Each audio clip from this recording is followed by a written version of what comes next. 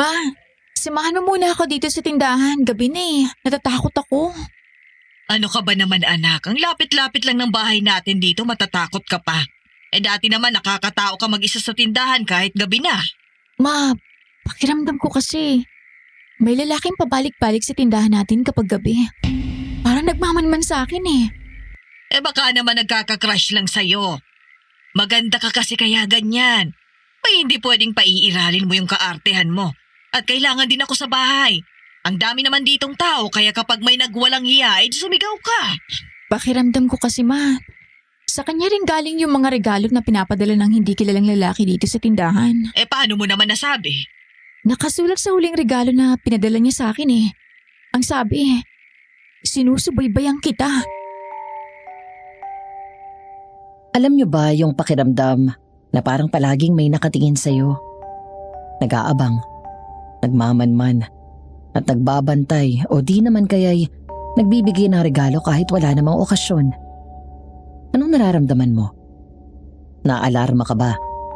Nagdududa o kaya naman natutuwa dahil sa wakas ay may nakaka-appreciate sa'yo? Pero paano kaya kung hindi lang basta paghanga ang intensyon ng taong ito? Gusto kanyang gawing pag-aari at ang malala pa rito, mamanipulahin niya ang isipan mo para hindi ka makawala sa kanya. Paano mo tatakasan ang ganong klaseng sitwasyon? Kung gusto mong malaman ang naging karanasan ni Lynn sa kamay ng isang obsessed na lalaki, tunghayan mo ang kwentong ito at pakinggan mo hanggang dulo para malaman mo kung paano siya nakawala sa lalaking yon.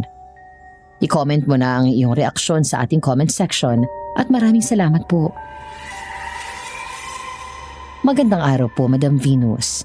Itago niyo na lang ako sa pangalang Lynn. 37 years old at isang housewife. Nakaugalian ko na talagang makinig ng mga horror stories sa tuwing naglilinis ng bahay at naglalaba. Nakakagana po kasing gumawa kapag ganun at nakaka-relate din po ako. Kasi sa totoo lang, meron din akong karanasan na hanggang ngayon ay traumatized pa rin kaya hindi pa nakakalimutan.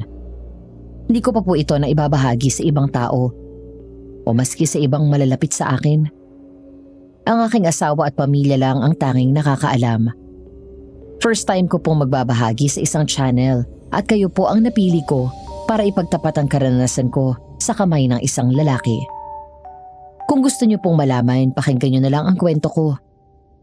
Ako po ay isang tindera at sabi nila, maganda at may itsura na pinapangarap ng mga kalalakihan. Palagi po akong nakakarinig ng mga papuri at ang nanay ko, siya ang mga tagasalo ng mga yon.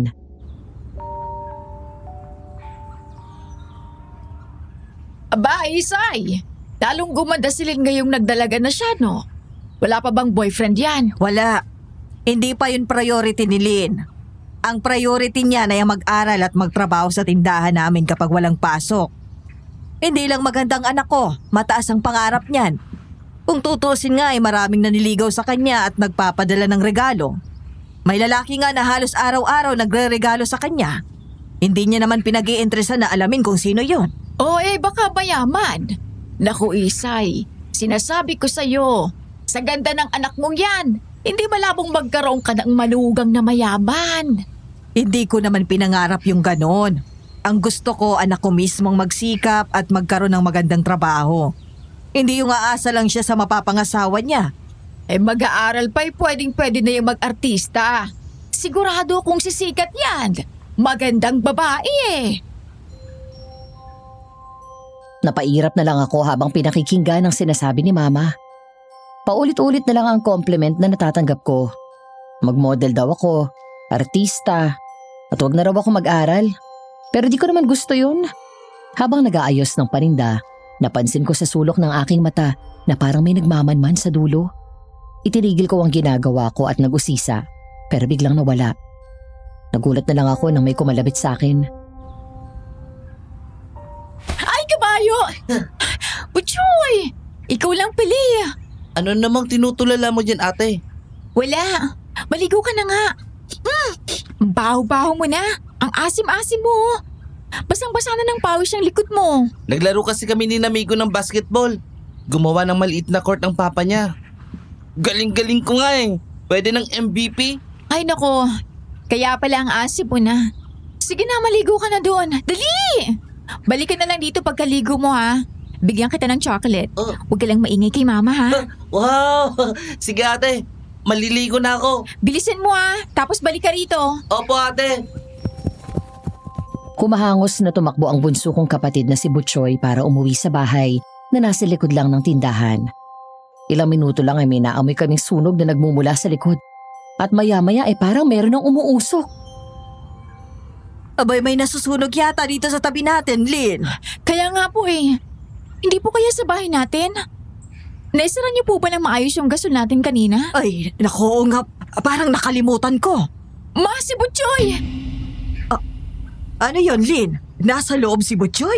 Opo ma, nandun siya naliligo. Ay, naku, Diyos ko.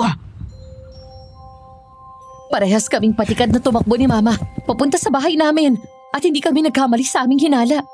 Bahay nga namin ang nasasunog. Ako naman ay natulala na dahil sa magkakahalong emosyon. Hindi na ako makagalaw sa kinatatayuan ko. Ay, Diyos ko po. Tulong! Lynn, tulong! Bakit natutulala ka lang dyan? Humingi ka ng tulong! Opo! Tulong! Tulong! Tulong! Lynn, ang kapatid mo! Ang kapatid mo nasa loob! Butchoy! Butchoy!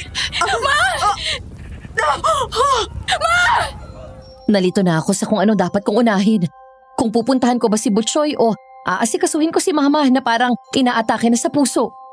Mabuti na lang at nagsidatingan na ang iba naming kapitbahay para maghagis ng tubig sa aming bahay. Dumating na rin si Aling Marsing at inuna kaming puntahan ni Mama. Ay, Diyos ko po! Eh bakit nasunog ang bahay ninyo, Len? Ang mama mo, inaatake na yata sa puso! Aling Marsing, ang kapatid ko nasa loob! Kayo na po muna bahala kay Mama! Abay, delikado to, Len! Mamamatay ang kapatid ko kapag di ko siya pinuntahan! Ay, Diyos ko po! Maglagay ka ng basag tuwalya sa katawan mo! Hoy, Len! Makinig ka sa akin, Len! Padating na naman ang mga bumbero! Len! Hindi ko na pinansin ang mga tawag ni Aling Marsing. Nagpabuhos ako sa kapitbahay na may hawak na isang balding tubig. Dire-diretso akong pumasok sa loob. At habang ginagawa ko yun, natanaw ko sa sulok ng aking mata yung lalaking nagmamanman. Hindi ko na yun pinansin. Pagdating sa loob, hinahanap ko agad ang aking kapatid at narinig ko yung boses niya sa loob ng CR. Kaya naman agad ko itong kinatok. Butchoy! Butchoy! Pagbuksan mo ako! Ate! Butchoy! Ate! Magbasa ka ulit ng katawan sa gripo. Tapos saka tayo lalabas. Bilis! Ayan. Okay na yan. Tara na, Butchoy. Bilis! Agad kong inakay si Butchoy at inalalayan para hindi mabagsakan ng mga naglalaglagang mga bagay. Naririnig na namin ang sirena ng bumbero sa labas. Kaya kahit papaano napanatag kami. Pero nang malapit na kaming lumabas, bumagsak ang kisame at nabagsakan ako sa katawan. Hindi na ako makatayo pero pinilit kong itayo ang kapatid ko. Ate! Kumapit ka sa akin! Butchoy! Hindi ko kaya. Umiikot ang paningin ko. Ang bigat mo, ate! Tumakbo ka na doon, Butchoy. Mga bombero nang bahala sa akin. Dali! Humingi ka ng tulong sa kanila pagkalabas mo. Bilisan mo! Opo, ate! Pahangos na lumabas ng nasusunog na bahay si Butchoy. Ako naman ay pilit na gumagapang. Sinusubukang tumayo kahit labis na ang pagkahilo. Ilang sandali lang ay unti-unti nang nagdilim ang aking paningin hanggang sa tuluyan na ako nawalan ng malay. Hindi ko na alam kung hanggang kailan nawalan ako ng ulirat. Nagising na lang ako sa isang pangmayamang kwarto. Nawala na sa alaala ko si Butchoy, si Mama at ang nasusunog naming bahay. Nasa harap ko ang isang babaeng nakadamit pang katulong na hindi ko kilala. Mabuti naman at gising na kayo, ma'am. Nasaan ako? Ha? Nasa bahay niyo po. Nasa bahay ko? Opo. Inilinga ko ang aking paningin. Tipikal na kwarto na isang may kayang tao. Sementado, mukhang mamahalin ang mga materyales. May malaking aparador at mga lampshade sa tabi ng higaan. Ang nakakapagtaka, Madam Venus, pamilyar ang mga ito sa akin. Meron akong mga alaala noong unang beses akong nakarating sa bahay na ito. Pero ako nakakapagtaka, parang hindi sanay ang katawan ko sa kwartong yun. Sa akin ang bahay na to? Opo, ma'am. Ikaw ang pumili nito kasama ang asawa mo. Ang saya mo pa nga po nung unang beses kang nakarating dito eh. Natatandaan ko ngayon pero hindi ko alam kung kailan yun nangyari eh. Nakakabangon ka na ba, ma'am? Kaya ko naman. Naghahanda ng masarap na almusal ang mabait mong mister. Bahala kanyang dalhan sa kwarto pero mas maganda kung makikita mo mismo ang pagluluto niya at matutuwa din siya kapag bumangon ka. Hindi na ako nagsalita. Bumangon lang ako sa katumayo. Nagpatiuna sa paglalakad ang katulong na yon. Pamilyar talaga sa akin ang bahay. Hindi ko lang matandaan kung kailan ako tumira doon. Dinala niya ako sa kusina at nakita ko ang isang matipuno at makisig na lalaki na natatandaan ko rin, pero di ko maisip kung kailan ko siya nakilala. Sir! Gising na po ang maganda niyong misis. Nakakabangon na siya. Oh? Mabuti at gising na ang mahal ko. Kumusta ang pakiramdam mo, Yvonne? Yvonne? Hindi mo maalala ang pangalan mo? Natatandaan ko pero kailan ko to naging pangalan? Ako bang gwapo mong mister natatandaan mo? Natatandaan kita pero parang ngayon lang kita nakita kahit na may mga alaala tayong dalawa. Anong pangalan ko? Ricardo? Tama! Teka, paano ko nalaman ang pangalan mo? Ganito kasi yan, Yvonne. Na-aksidente ka habang nagdadrive. Tapos yun, ilang araw kang hindi nagising. Hindi na kita dinala sa ospital kasi may personal doctor naman tayo. Naintindihan ko kung may mga bagay kang hindi maalala kasi napuruan din yung ulo mo. Kaya pala may nakabenda sa ulo ko. Pero nakapagtataka, may naaalala ako pero hindi ko ramdam. Parang hindi ko yun alaala. Huwag kang mag-alala. Pansamantala lang yan habang di patuloy ang kumagaling ang damage sa ulo mo. Bukas, papupuntahin ko ulit ang ating doktor para matignan ang kalagayan mo. Sa ngayon, kumain muna tayo ng almusal ha. Halika na. Sige. May mga memories kaming dalawa simula nang magkakilala kami hanggang sa ikasal. Talagang katakataka lang kung paano nangyari yun. Dahil ramdam ko na nun, Madam Venus, na hindi ko naranasan ang mga bagay na yun. Pagkakain ko ng almusal, nagpaalam na si Ricardo. Isa siyang writer at may sariling silid para makapag-focus sa pagsusulat. Nagtingin-tingin lang ako sa buong kabahayan at nakita ko sa sala ang isang malaking painting noong kinasal kami ni Ricardo. Yan, ma'am. Natatandaan mo po ba yan? Ito yung picture na ipininta ni Ricardo para sa amin. Binayaran niya ito ng mahigit 2 milyon kasi sobrang mamahali ng material na ginamit dito. At medyo sikat din yung painter. Tama. At ang sabi ng asawa mo, handa raw siyang gumastos ng milyon-milyon o kahit bilyon-bilyon basta para sa'yo. Kasi lagi niyang sinasabi na mas mahal ka pa kesa sa pera. Naalala ko naman yon. Pero parang hiwalay ako sa alaala na yon. Ay, sabi nga ni sir, nagka-damage ka sa ulo dahil sa aksidenteng nangyari sa'yo. Huwag kang mag-alala, ma'am. Gagaling ka rin dyan. Baka nga. Gusto mo ba, ma'am, magpahinga ka muna? Hindi ka pa masyadong magaling eh. O, tingnan mo. O, nangihina pa ang katawan mo. Sige. Habang naglalakad papunta sa kwarto ko, panay pa rin ang linga ko sa mga paintings na yun. Hindi ko maintindihan kung bakit wala akong maramdamang espesyal. Kinagabihan habang magkatabi kami ni Ricardo, ay inaya niya ako ng isang bagay na ginagawa ng mag-asawa. Hindi ako tumanggi. Pero nung nasa kalagitnaan na, bigla akong nawalan ng gana.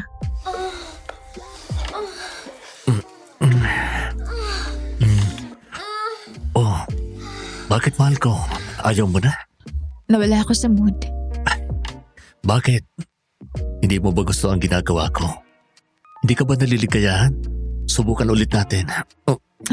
Tama na. Ano bang gusto mo? Sinabi ko naman sa iyo eh, wala na ako sa mood. Bakit ba? Bakit ka nakakaganyan? Magaling ka na naman, di ba? Hindi ko alam. Bakit? May problema ka ba sa atin? Okay naman tayo bago ka na aksidente, di ba? Alam ko. Pero di ko maintindihan, Ricardo.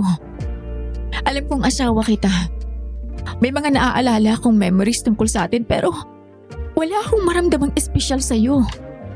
Habang pinagsasaluhan natin ang sandali, pakiramdam ko, ginagalaw ako ng isang lalaking hindi ko kilala. Yvonne, mahal mo pa ba ako? Hindi ko alam, Ricardo. Naapektuhan talaga ng aksidente ang pag-iisip mo. Bukas tatawagan ko ang doktor para makita niya ang kalagayan mo. Babalik ka rin sa dati. Pasensya na kung medyo nataasan kitang boses. Nagulat lang ako na ayaw mo na. Dati naman hindi ka umaayaw. Ikaw pa nga nangungulila kasi masyado akong busy sa pagsusulat. Pasensya ka na, Ricardo. Huwag mo akong tawagin sa pangalan ko. Tawagin mo ako sa nakasanayan nating tawagan na mahal ko. Sige, mahal ko. Sige. Matulog na muna tayo. Huwag na natin gawin kung wala ka sa mood. Sige. Salamat sa pag-intindi. Good night, mahal. I love you. Good night. Hindi ko talaga magawang bigkasin yung salitang, mahal kita.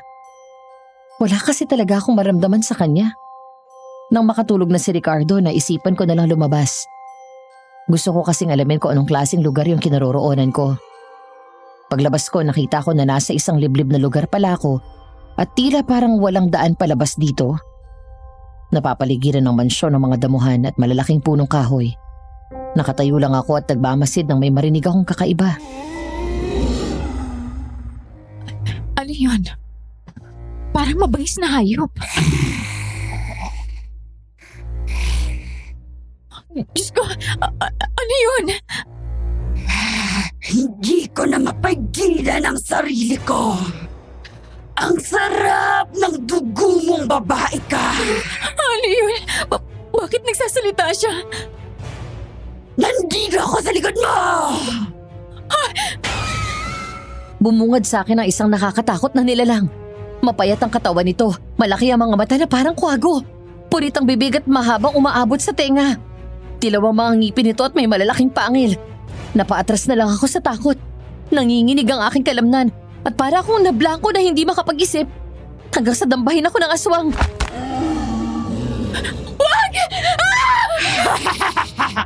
Ang sarap ng dugo mong babae ka! Ako ang makikinabang sa'yo ngayong gabi!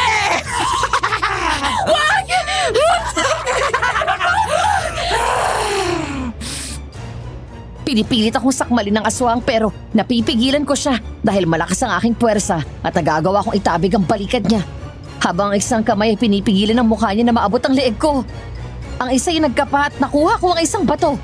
Inihampas ko yun sa kanya ng buong lakas.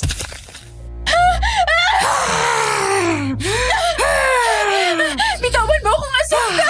Mamatay ka na! Mamatay ka na!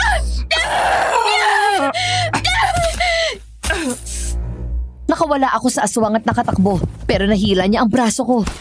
Mabuti na lang at may puno sa tabi ko. Kumapit ako para di niya madala at nilalakasan ng puwersa para hindi tuluyang mahila.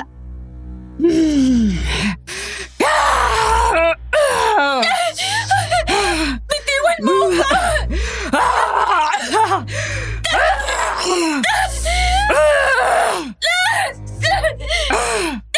Bitawan mo ang asawa ko! Tinamaan ng baril ang braso ng aswang. Nagtatakbo ito palayo sa sukalan. Pinuntahan naman ako ni Ricardo at niyakap. Nangangatal pa rin ang buo kong katawan dahil sa sobrang takot. Kaya naman pumasok na kami ni Ricardo sa loob ng bahay. Namumutla ka at nanginginig ang kamay mo. Ikawalan kita ng tubig. Panaginip lang bang lahat ng to, Ricardo? Ito na ang realidad mo, Yvonne. At hindi yun mababago. Litong-lito na ako. Ano yung nakita ko kanina, Ricardo? Wala yun sa alaala ko. Naalala ko lahat ng detalye sa bahay na to pero hindi ko maalala na mayroong ganun dito sa lugar natin. Pasensya ka na. Hindi ko rin alam na meron palang ganun sa pinagtayuan ng bahay natin. Ang gusto ko lang ay bahay na tahimik at payapa. Yung nakakapag-focus ako sa pagsusulat at nasusolo kita. Na presensya mo lang ang mahalaga sa buhay ko. Pero Ricardo, naguguluhan ako. Natatakot. Hindi ko maintindihan. Mahal ko, tandaan mo ito. Protektado kita sa lahat ng oras at hindi kita pababayaan, ha? Kumalma ka na. Diyan ka lang. Kukuha kita ng tubig. Naramdaman ko naman ang pagmamahal niya sa akin.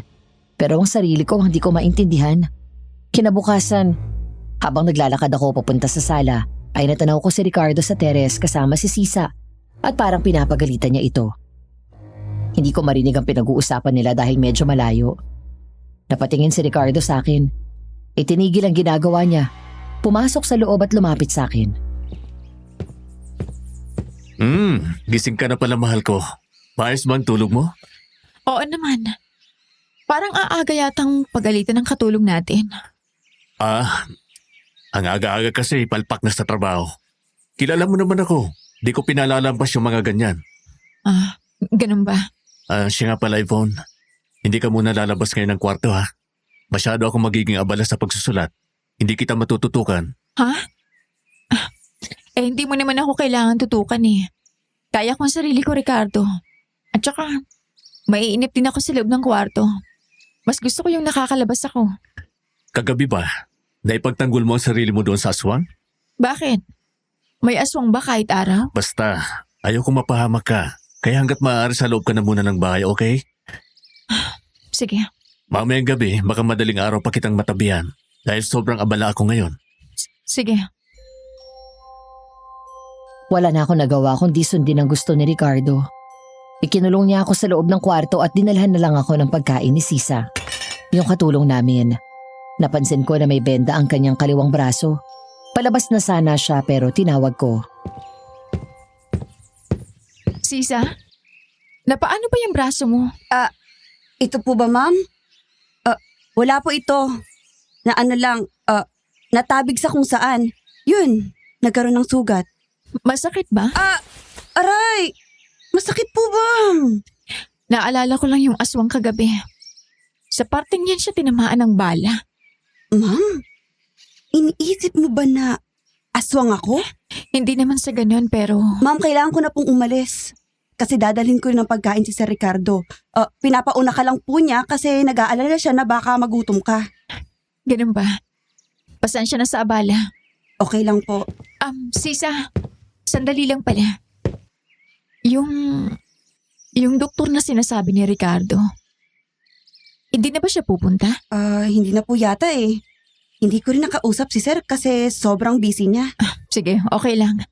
Sige na, makakalabas ka na. Sige po, ma'am. Pagkalabas ni Sisa ay nilak niya ulit ang pinto kaya wala pa rin talaga akong pagkakataong lumabas. Nakalak din ang bintana pero nagawan ko ito ng paraang mabuksan. Nakita ko sa labas ang isang hardinero na abala sa pagbubunot ng mga damo. Nagtama ang paningin naming dalawa. At sa pagkakataong yun, di ko maintindihan pero ang lakas ng tibok ng puso ko sa kanya. Sinong lalaking to? Bakit ang lakas ng tibok ng puso ko sa kanya? Pero di ko siya maalala. Ibang nararamdaman ko sa kanya kumpara kay Ricardo. Mahal ko? Ano ginagawa mo dyan sa bintana? Naiinip lang ako kaya pinagmamasdan ko ang mga hardin natin sa labas. Ang ganda pa rin. Mahilig ka sa hardin, mahal. Diyan kita nakilala. Nagtitinda ka dati ng mga magagandang bulaklak. At salip na yung mga tinitinda mo ang makapukaw ng atensyon ko, ikaw ang napansin ko. Ay, pasensya na. Pero parang hindi makakabuti na sumilip ka dyan sa bintana. Kasi baka mamaya iba ang makita mo. Kaya nga ako pumunta rito ay para dalan ka ng mga babasahing asawa mo mismo ang may akda. Mga bagong publish yan mga yan. Alam ko na gustong-gusto mong basahin ang mga librong sinulat ko. Oo, natatandaan ko yon. Sige na, iwan mo na lang yan at babasahin ko. Mahal ko, ayokong natatakot ka. Kaya makinig ka na lang muna sa akin, ha? Naiintindihan ko. O sige, isasara ko lang itong bintana tapos lalabas na ako. Saglit lang pala, Ricardo. Ano yun, mahal ko? Sino yung lalaki nag-aayos sa hardin? Si Felix. Bagong hardinero natin yun. Magaling siyang mag-ayos ng mga hardin kaya in-hire ko. Para naman matuwa ka, mahal. Kaya pala. Ngayon ko lang kasi siya nakita. Sige na, mahal. Lalabas muna ako. Magbasa ka na lang muna dyan, ha? Sige. Pagkaalis ni Ricardo ay pinilit kong buksan ang bintana para makita ulit si Felix. Pero mahigpit na lalo ang pagkakasara nito. Binasa ko na lang ang mga librong dinala ni Ricardo Pero kabaliktaran ng sinabi niya, wala akong maramdamang interes sa mga sinulat niya. Nakatulog na lang ako sa pagbabasa at maya-maya nagising ako sa kaluskos ng bintana. Ano yun? Bakit parang nabubuksan ang bintana? Ako to. Ha? Anong ginagawa mo dyan? Bakit mo inakyat yan? Shh! Huwag ka maingay. Baka marinig nila tayo. Bakit ba? Anong binabalak mong gawin? Ilalabas kita rito. Hindi pwede. Magagalit sa yung asawa ko. Ayaw mo naman na nakukulong ka rito, di ba? Hindi mo alam kung anong nangyayari. At naguguluhan ka. Kaya sige na, sumama ka na sa akin. Ako ang nakakaalam ng lahat. Kapag nakaalis tayo rito, sasabihin ko sa'yo. Sige. Ewan ko ba? Pero parang sobrang laki ng tiwala ko sa lalaking yun. Nang inabot niya ang kamay niya ay agad akong kumapit. Inalalayan niya ako hanggang sa makababa sa hagdan na nilagay niya sa bintana. Nang huling hakbang na lang, muntik na akong mahulog. Pero agad niya akong sinalo. Nagkatama ang aming mga mata. At sa di malamang dahilan, lumakas ang tibok ng aking puso. Sino ka ba? Ngayon lang ba talaga kita nakita? Bakit pakiramdam ko? May pinagsamahan tayong dalawa. Sumama ka sa akin. Itatakas kita.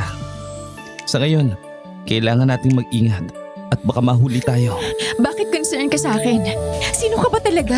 Tara na. Kumapit ako sa kamay niya at buong higpit na niyang hinawakan. Sobrang seryoso ang mukha niya. At ewan ko ba, para akong kinikilig. Nang akmang tatakbo na kami palayo ay may nakakitang katulong at tumakbo sa loob ang mga ito. Mukhang magsusumbong. Nako, mukhang nahuli tayo. Gusto mo kong itakas, pero hindi mo pinag-ingatan yung mga katulong na pwede tayong mahuli. Wala pa yung mga katulong na yun dito kanina. Ay, hirap naman ng bahay na to. Masyadong gwardyado. Paano na ngayon? Huwag ka mag-alala. Gagawa ko ng paraan kung paano tayo makakalusot sa kanila. Basta kumapit ka lang na mahigpit sa kamay ko. Sige, Tara na. tara. Yvonne! Magsisimula pa lang kaming humakbang ni Felix nang marinig namin ang pagtawag na yon. Sabay kaming napalingon at nakita namin si Ricardo. Nakatingin siya sa magkahawak naming kamay. Nang mapagtanto namin yun ay agad kaming napabitaw sa pagkakahawak. Ano to? Ano kasi?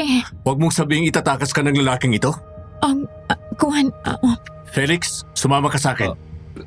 Sir, Hindi mo ba narinig yung sinabi ko? Sumama ka sa akin! Ricardo, anong gagawin mo sa kanya?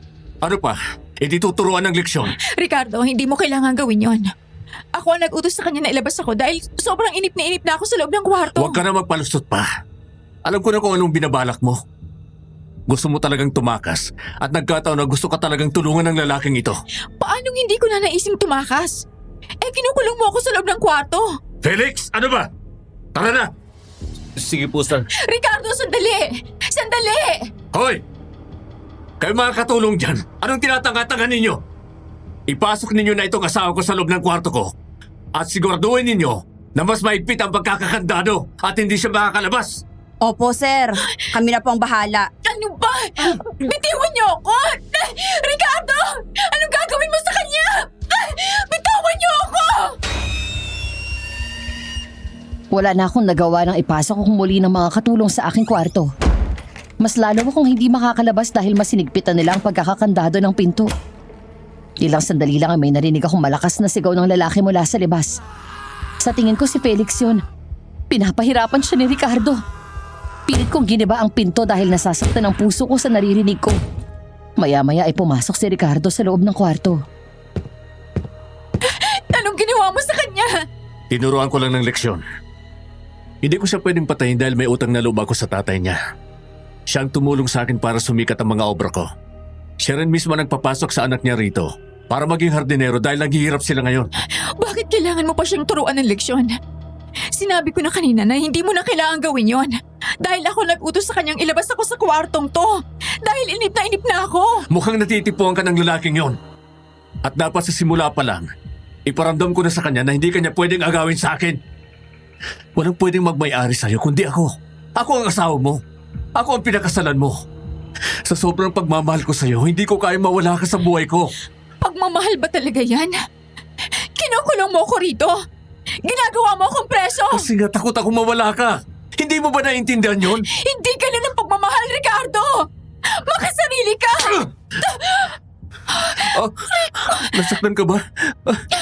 I'm sorry. I'm sorry, mahal. Nadala lang talaga ako ng emosyon ko. Tandaan mo to, Ricardo. Hindi mo ako magiging pag-aari. Ako ay akin lang at hindi sa'yo. Hindi kita mahal. Wala akong maramdaman sa'yo. Anong sinabi mo? Hindi mo ba narinig? Kailangan ko bang ulitin? Na hindi kita mahal at wala akong maramdaman sa'yo! Ricardo, anong ginagawa mo? Bitawan mo ako! Bawiin mo ang sinabi mo. Bawiin mo! Bakit ko babawiin? Yan ang totoo! Yan ang nararamdaman ko! Wala kang magagawa doon, Ricardo! Aray! Bitawan mo ako! Ricardo, anong nangyayari sa'yo? Napansin ko na tinubuan ng pangil si Ricardo at pulang-pula ang kanyang mga mata at tila ba puputok na ang kanyang ugat sa leeg. Nang mapagtanto ni Ricardo na napansin ko yon, bigla siyang umamo at binitawan ako. Bumalik na sa dati ang kanyang itsura. Anong nangyayari sa'yo? Bakit tinubuan ka ng pangil at bakit pulang-pula ang mga mata mo? Ha? Hindi Baka naisip mo lang yun kasi natatakot ka. Pasensya na. Pasensya na. Nadala lang ng emosyon.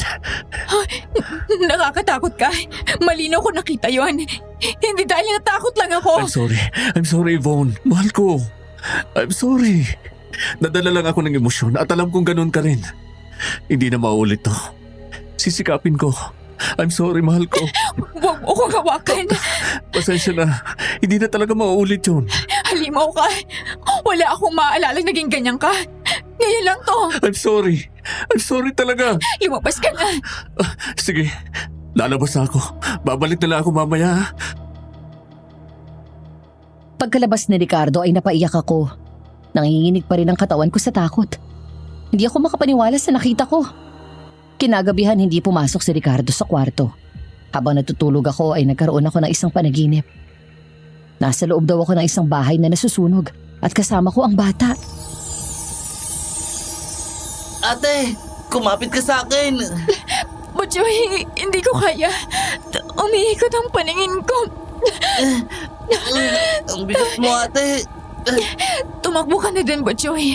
Mga bombero nang bahala sa akin. Dali! Tumingi ka ng tulong sa kanila pagkalabas mo. Bilisan mo! Opo, ate. Aray! Pagkatapos ng tagpong yon ay nagising ako. Napahawak ako sa dibdib ko dahil sobrang kaba.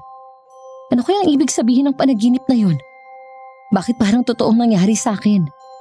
Ilang sandali lang at dumating si Ricardo. Nakita kong isinilid niya ang susi sa kanyang bulsa. Nagkaroon ako ng plano. Hindi ka pa natutulog? Nakatulog na ako. Nagising lang dahil nagkaroon ako ng hindi magandang panaginip. Tungkol saan yung panaginip mo? Pwede mo bang ikwento? Nasa isang nasusunog na bahay ako. May kasama akong bata. Siguro, kakabasa mo yan ng kwentong isinulat ko. May kwento doon na kung saan isang bata yung nagligtas sa isang babae tapos nung nagbinata na siya, nagustuhan niya yung babae. Siguro nga. Nabasa ko nga yun. Matulog ka na ulit. Sabayan mo ako, mahal ko. Mahal? Talaga ba? Tinawag mo akong mahal. Bakit hindi? Asawa naman kita, di ba? Oo naman. Bakit? Anong gusto ng mahal ko? Pwede bang... Ano yun? At teka, bakit mo ako tinutulak sa kama? Gawin natin. Hindi na nakapalag si Ricardo nang hubarin ko ang aking blusa. Manipis na sando na lang ang natira sa akin. Siniil ko siya ng halik habang naglalakbay ang aking kamay papunta sa kanyang dibdib. Hinintay ko siyang manghina bago ko gawin ang aking plano. Nang maramdaman ko na sobrang nagpapasakop na siya sa akin, saka ko hinampas ng malakas ang kanyang leeg.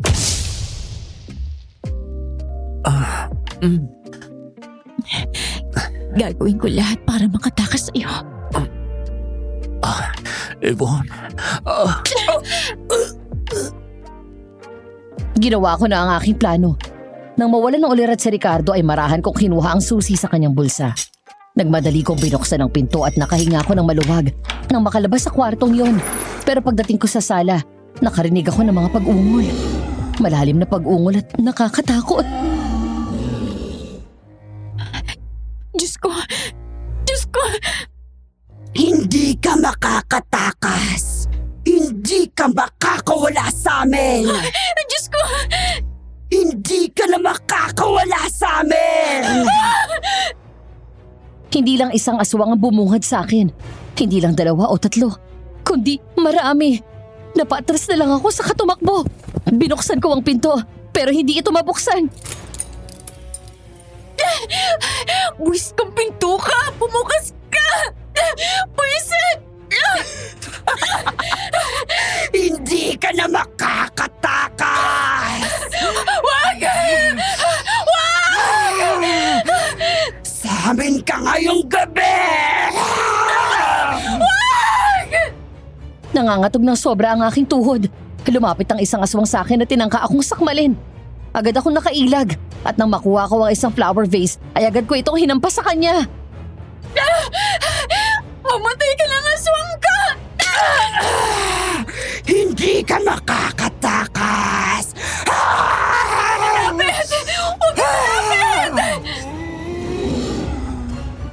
Mas lalo akong nilapitan ng isang aswang at wala na akong magawa kundi ang sumuksok na lang sa isang sulok. Ilang sandali lang narinig ko ang isang malakas na putok ng baril. Nagsitakbuhan ang mga aswang. Nakita ko naman si Ricardo at lumapit siya sa akin. Nanginginig pa rin ako sa sobrang takot. Ang lakas ng tibok ng puso ko. Ayos ka lang ba? May sugat ka ba? Hindi ka ba nasaktan? Ayos lang ako. Teka. Ikukuha lang kita ng tubig. Teka. Yvonne! Gumising ka! Yvonne! Gising! Sa pagkakataong yun ay nawalan na ako ng ulirat at kinabukasan. Nagising na lang ako sa kwarto namin ni Ricardo.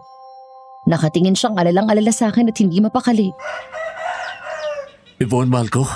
Okay ka lang ba? Sinaktan ka ba nung aswang? May sugat ka ba o may masakit sa'yo? Okay lang ako. Pero bakit ganon? Bakit dito? Nasa bahay mo mismo yung mga aswang. Hindi sa lugar na to. Pasensya na. At nakapasok na sa loob. Pagsasabihan ko na lang yung mga guard na mas maging secured pa. At iwasang malingatan yung mga ganitong bagay. Hindi ako naniniwala. Hindi ako naniniwalang dahil walang security kaya nangyari to. Yung mga guard dito, guard pa yun ng mga magulang mo. Natatandaan ko. Nakikita ko sa alaala ko. Pero pumalpak sila ngayon. Kaya kailangan ko silang bigyan ng leksyon. Hindi. Walang magbibigay ng leksyon. Dahil alam kong walang kinalaman ng mga guard doon. O baka yung mga guard pang aswang kasama yung mga katulong. Kasi sobrang dami nila. Yan ba talagang iniisip mo? Sa tingin mo? Kukuha ba ako ng mga guard na aswang o katulong? Eh paano hindi aswang kukunin mo? Eh aswang ka rin naman yata. Hindi ba? Ayoko na rito. Sa tingin mo, makakaalis ka? Oo. At kung hindi mo ako pakakawalan, pwede kitang kasuhan pagdating ng araw na pakawalan mo na ako. At alam mo ba kung anong mangyayari, ha? Sira ang propesyon mo bilang writer. Darating din yon. Dahil alam kong hindi mo ako pag-aari. At sigurado akong makakagawa ako ng paraan para makawala ako sa'yo. Yvonne, ano bang gusto mong gawin ko para sa'yo? Bakit ka lumuluhod? Sa tingin mo ba? Makukuha mo ko dyan? Nagmamakaawa ko. Huwag mo nang balakin pag-iwan ako. Hindi ko kaya, Yvonne. Mamamatay ako kapag nawala ka. Ikaw ang buhay ko. Huwag mo nang naisin pa akong iwan. Sige. Ayaw mong iwanan kita? Kung ganon, alisin mo ako sa lugar na to. Ayoko na rito. Pero mahal, dito ang bahay natin. Dito tayo nagsimulang dalawa na mangarap bilang mag-asawa. Dito lang ako nakakapagsulat ng maayos kasi payapa. Eh di matutupad yung sinabi ko. Iiwan kita at makakawala ako sa'yo. Mahal, wag. Please. Please, parang aho mo na. Eh di sundin mo yung kondisyon ko. Alisin mo ako rito kasi ayoko rito. Ayoko ng mga aswang sa gabi. Sige, aalisin kita rito. Saan mo ba gusto na pumunta tayong dalawa? Gusto ko sa lugar na hindi liblib. Yung maraming tao at maraming bahay. Bakit naman doon mo gustong dalhin alam mo namang hindi na ako makakapagsulat niya sa mga ganong lugar. Hindi payapa doon, Yvonne. Alam mo yun. Ikaw Ikaw ang humihingi ng pabor sa akin, Ricardo. Kaya kung hindi mo ako susundan, bahala ka na. Mangyayari ang ayaw mong mangyari. Sige, pumapayag na ako. Dadalhin kita sa lugar na gusto mo. Doon muna tayo maninirahan pansamantala. Gusto ko sa resort. Oh. Doon mo ko dalhin. Bakit doon? Hindi mo ba narinig ang sinabi ko?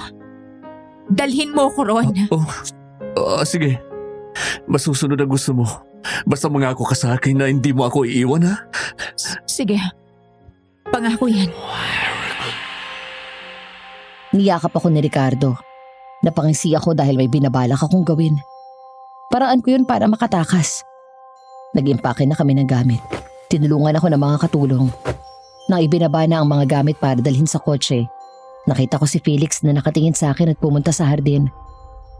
Sinundan ko naman ito dahil saktong wala pa si Ricardo at naliligo pa. Nag-ingat ako na hindi makita ng mga katulong. Felix, Ma'am, ang laki ng sugat mo. Grabe ang ginawa sa'yo ni Ricardo. okay lang. Malayo naman sa bituka to at ginagamot ko naman. Nakita kitang nakatingin kanina. At alam ko, gusto mo mag-usap tayo. Aalis ka kasama si Ricardo? Gusto ko makaiwas sa mga aswang dito.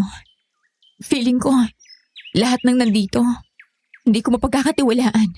Alam kong ginagawa mo tong paraan para makatakas. At alam kong wala ka na ring tiwala sa asawa mo. Bakit ba nalalaman mo mga ganyang bagay? Sino ka ba talaga, Felix? Malalaman mo rin balang araw kung sino ako. Hindi natin kailangang madaliin to. Sana nga. Kasi pakiramdam ko talaga magkakilala tayo ng matagal. Hindi ko maintindihan pero yun ang sinasabi ng puso ko. Basta poprotektahan at tutulungan kita sa gusto mo. Paano? Bumalik ka na doon. Baka hinahanap ka na. Alam mo naman ang asawa mo, di ba? Sige. Bumalik na ako sa kinaroroonan ng kotseng sasakyan namin. Pagdating doon ay naroon na si Ricardo. Kinahanap na ako at nakataas ang kilay nito pagkakita sa akin. Mabalasik. Napabuntong hininga ako at sinalubong ko siya ng ngiti. Saan ka galing? Sa garden. Namimiss ko yung garden na yon, kaya pinuntahan ko muna. Sana naman nagpaalam ka sa akin, ano? Paano ko gagawin yon? Naliligo ka kanina. Sumakay ka na. Bumiyaya na tayo. Sige. Sumakay na ako sa kotse at nakita ko naman si Felix. Pakiramdam ko talaga ay may gagawin siya para protektahan ako. Kaya naman napanatag ako. Samantala habang nasa biyahe, tinignan ko mabuti ang dinadaanan namin para alam ko kung saan kami pupunta at kung paano ako makakatakas. Ilang oras lang at nakarating na kami sa resort. Tinulungan na kami ng mga staff na nandoon para magbaba ng gamit. Huwag ka na mag-alala. Wala tayong kasamang katulong o bodyguard dito. Tayo lang talaga ang nandito. Mabuti naman at sinunod mo, Ricardo. Alam mo naman kung anong ayaw ko. Takot na talaga ako sa bahay natin. Pasensya ka na, Yvonne. Hindi kita naprotekta ng maayos kaya nangyari yun. Basta, siguraduhin mo lang na walang aswang sa lugar na to. Oo naman. May papangako ko yan. Siya nga pala. Gusto mo bang umakyat na tayo sa tutuluyan natin sa second floor? Para naman makapagpahinga ka na o tumambay tayo sa may pool. Gusto ko magbanyo. Kanino ko pa ito pinipigilan eh. Kailangan ba kitang samahan? Hindi na, kaya ko na. Oo, sige. Ingat ka. Bumalik ka agad tapos tambay tayo sa pool. Sige, mabilis lang ako. Sinamantala ko ang pagkakataon. Nakuha ko kasi ang wallet ni Ricardo na may lamang pera. Naghanap ako ng staff na pwedeng utusan. May nakita kasi akong malapit na butika at inutusan ko siyang bumili ng matapang na sleeping pills. Pagkatapos ay bumalik na ako. Nagbonding lang kami ni Ricardo buong maghapon at kinuha ko talaga ang loob niya para madali ko siyang mabiktima. Hindi ko akalain na natatanda mo pa pala yung mga moment natin noong high school. Paano ko ba makakalimutan yon? Nakipagsundukan ka sa lalaki nagtatanong lang naman ng direksyon sa akin kasi akala mo, nilalandi niya ako. High school pa lang. Sobrang in love na ako sa'yo. Ayaw ko kasi may kinakausap ang ibang lalaki. Kasi pakiramdam ko, ang daming pwede magkagusto sa'yo. Kasi napaka-perfect mo. Sus, grabe ka naman sa akin. Siya nga pala, Hmm, ubos na yung tequila natin, no? Gusto mo bang kumuha ako ng bago? saluhan mo naman ako. Ako lang ang umiinom dito. Sige, kukuha ako ng wine. Alam mo namang ayaw ko sa matatapang na alak. Bilisan mo mahal ko. Oo naman. Babalik ka agad ako. Wag mo naman akong mamiss. Sige na, kumuha ka na ng alak. Bilisan mo na. Sige. Agad akong dumiretso sa loob para kumuha ng alak. Naglingalinga muna ako tapos kinuha ko ang sleeping pills na matapang ang gramo. Dinurog ko ito at nilagay sa alak. Pagkatapos ay bumalik na ako sa kinaroroonan ni Ricardo. Nakita ko kung gaano siya kapatay na patay sa akin sa paraan kung paano niya ako titigan. Pero hindi naman ako nakaramdam ng ganun sa kanya. Mukhang inip na inip ka na dyan, mahal ah. Ay, pasensya na. Kaunting oras kasi na mawala ka sa paningin ko, parang mababaliw ako. Ito naman. Kumuha lang ako ng alak ko. Ito ang tequila para sa'yo. Akin naman itong wine. May nakalagay na ako sa baso. Ay, kaya gusto kitang asawa eh. Hindi ka lang basta mabait at matalino. Handang-handa ka rin. Sige na, inom ka na. Cheers! Cheers! Nang maubos ni Ricardo ang isang bote ng tequila ay nagaya na ito sa kwarto namin dahil inaantok na siya. Kinuha ko ang susi ng kanyang kotse at ang mahalagang gamit kagaya ng wallet. Agad akong lumabas at isinara ang pinto. Inilak ko ito para hindi siya makatakas. Agad akong lumabas ng resort at sumakay sa kanyang kotse. Pero nang akmang papaandarin ko na ito, nagulat ako dahil may kumatok at nakita ko si Felix. Felix? Hindi ba sabi ko sa'yo? Poprotektahan kita. Sinundan ko kayo kanina ng palihim. At ngayon, napagtagumpayan mo na yung una mong plano. Oo nga pala. Salamat Felix sa concern mo ha. Pero bakit pati ang sasakyan niya itatakas mo? Madali ka niya mahanap kasi nasa yung property niya. Huwag ka mag-alala. Hanggang doon ko lang ito gagamitin sa kanto. Kasi medyo malayong daan papuntang kalsada. Pagdating doon, tsaka ako sasakay ng mga namamasaherong sasakyan. Nag-aalala kasi ako na baka kapag hindi agad ako nakarating sa bungad, maabutan niya ako. Kaya eto, ginamit ko muna ang kotse niya para mabilis. Alam mo ba kung saan ka pupunta? Hindi nga eh. Lahat ng kaanak ko kakilala ko na nasa alaala ko. Kilala si Ricardo. Basta gusto kong tumakas sa kanya, Felix. Yun ang nararamdaman ko ngayon. Pakiramdam ko kasi, hindi ako ligtas kay Ricardo. Doon ka na lang sumakay sa sasakyan ko. May sasakyan ka? Owner type jeep lang pero mas ligtas ka doon. Sige, doon na lang ako sasakay, Felix. May alam akong tamang lugar na pagdadalan sa'yo. Magtiwala ka lang sa akin. Ngumiti ako kay Felix at bumaba na ako sa kotse ni Ricardo para sumakay sa sasakyan ni Felix. Agad kaming nakalabas ng resort at akala namin matagumpay na kaming nakatakas. Pero nang nasa kalagitnaan na kami ng pagbiyahe, may napansin ako sa daan. Felix, Ano yun? parang sasakyan niyo ni Ricardo. Kotse niya yun. Hindi mo ba inilak yung pinto ng kwarto niyo? Nilako at alam mo ba, ginawa ko lahat para hindi siya makapalag sa gagawin ko. Pinainom ko siya ng alak na may pampatulog. At sa katunayan nga, natutulog pa siya nang umalis ako. Mukhang nakahalata siya na may gagawin ka. Bilisan mo lang sa pagdadrive, Felix. Oo, heto na. Halos tumalon ang sasakyan namin sa sobrang bilis. Pero naabutan pa rin kami ni Ricardo. Pumwesto na ito sa unahan kaya di na kami makaabante. Wala nang magawa si Felix kundi itigil ang sasakyan. Nagkataon pa naman na nasa liblib na kalsada na kami at napakadilim. Lumabas si Ricardo sa loob ng kotse. Tumayo sa harapan namin.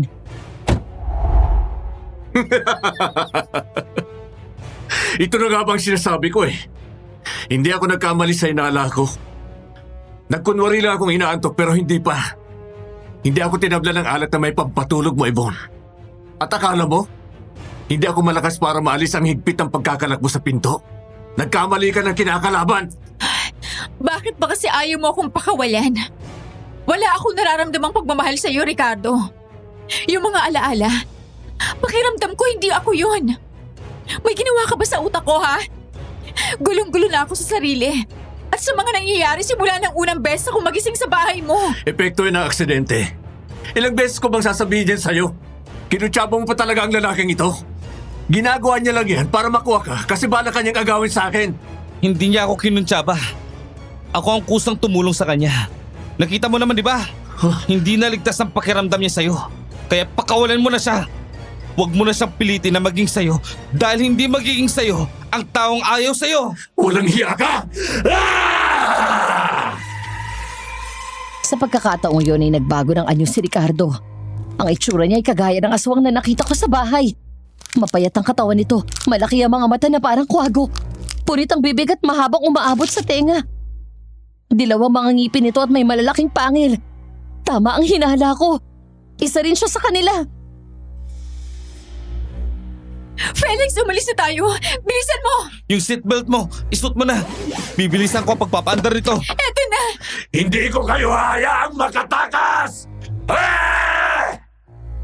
Wala kaming nagawa ni Felix nang hawakan niya ang unahan ng sasakyan at pigilang makaandar. Napakalakas niya. Nagdesisyon na lang kaming lumabas para tumakbo pero nahila niya ang buhok ko. Bumalik ka rito! Hindi ka na makakatakas! Bitawan mo ako! Hindi ka na makakatakas sa kamay ko. Akin ka lang! Pag-aari kita! Hindi mo ako pag-aari! Bitawan mo siya! May dinukot na matalim na punyal si Felix sa kanyang bulsa. Agad niya yung sinaksak sa balikat ng aswang. Hindi pa siya nakontento. Sinubukan din niyang pagsasaksakin ng ilang parte ng katawan nito pero nagagawa nito makailag. Hanggang sa binuhat na niya si Felix at inihagi sa sukalan. Pagkatapos sa kanya ako hinila. Ano ba? Bitawan mo ako! Si Felix, pupuntahan ko siya! Bakit mo siya pupuntahan? Hindi mo siya asawa! Ako ang asawa mo! Hindi ko maramdam ang asawa kita! Bitawan mo ako! Bitawan mo ako! Kinagat ko ang braso ng aswang at pagkatapos kong makawala, saka ko tumakbo para puntahan si Felix. Pero nahila niya ang aking buhok at binagsak ako sa lupa. Umibabaw siya sa akin at ginawa niya isang bagay na hindi ko gusto bilang babae. Tama na! Tama na! Tandaan mo, ako lang pwedeng gumawa nito sa'yo. Walang ibang may karapatan kundi ako! Nagkakamali ka! Kahit ikaw, wala kang karapatang gawin to sa akin ng labag sa loob ko! Kalokohan! Asawa mo ako! Akin ka lang! Pag-aari kita! Tama na! Tama na! Pilit akong kumakawala kay Ricardo. Pero masyadong malakas ang kanyang puwersa at hindi ko magawang maitulak. Narinig ko na lang ang mga yapak sa lupa at nangiyangat ko ang aking paningin. Nakita ko si Felix na nalilisik ang mga mata at paulit-ulit na sinasaksak ang likod ni Ricardo. Mamatay ka na! Mamatay ka na!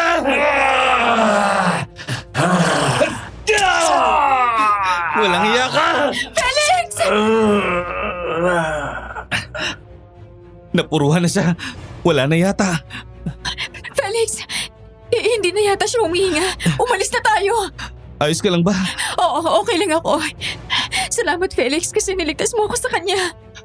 Wala siyang karapatan na gawin yun sa'yo kahit aswang siya. Hindi ako papayag. Tara na. Bumalik na tayo sa sasakyan. Tara, kumapit ka sa akin. Agad akong kumapit sa kamay ni Felix. Magkahawak kamay kaming pumunta sa sasakyan. Mabuti na lang at di pa ito nasira kahit inalog ng aswang.